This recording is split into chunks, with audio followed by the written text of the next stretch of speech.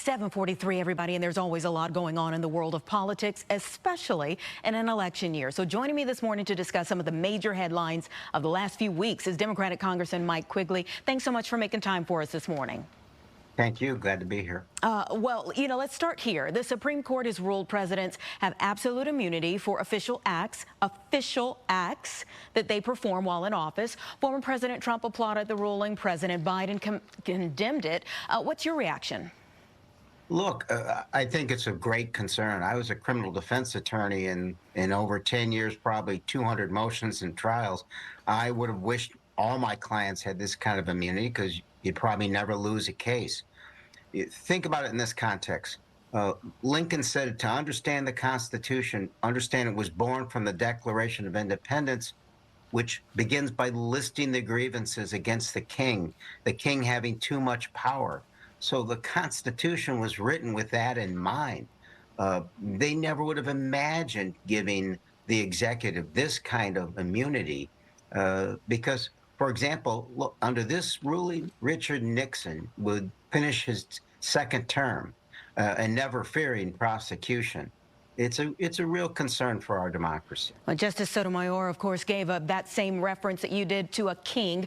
The president was very strong in addressing that Supreme Court ruling, but this is, of course, coming after his very troubling performance in the debate. Do you still feel in good conscience he should stay in the race, that he is the best person to go up against Donald Trump head-to-head?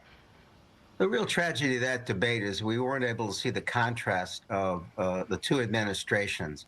The Trump administration ended with a failed coup, and I was in the room where that happened on January 6th. President Biden brought us from the depths of the pandemic, grew the economy, and a long list of successes. But you have to look at the reality of the situation and understand this. Only President Biden can make this decision. If I were advising him, I would recognize this beyond a single night, that it is a concern, that we have to be honest with ourselves, and that his decision not only impacts who will be in the White House the next 4 years, but who will be in the Senate and who will be in the House. Okay, well, in a first-of-its-kind warning, the U.S. Surgeon General is declaring gun violence a public health crisis. I want you to weigh in on what this means for the push for gun control, and especially a city like Chicago. Sure. As you know, 100 Americans a day are dying from gun violence.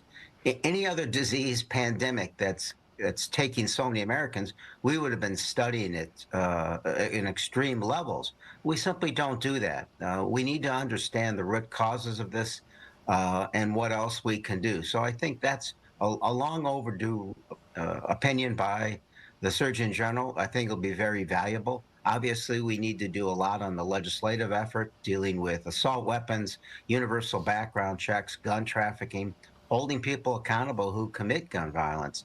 But as you know, the majority of guns confiscated in Chicago come from outside Chicago.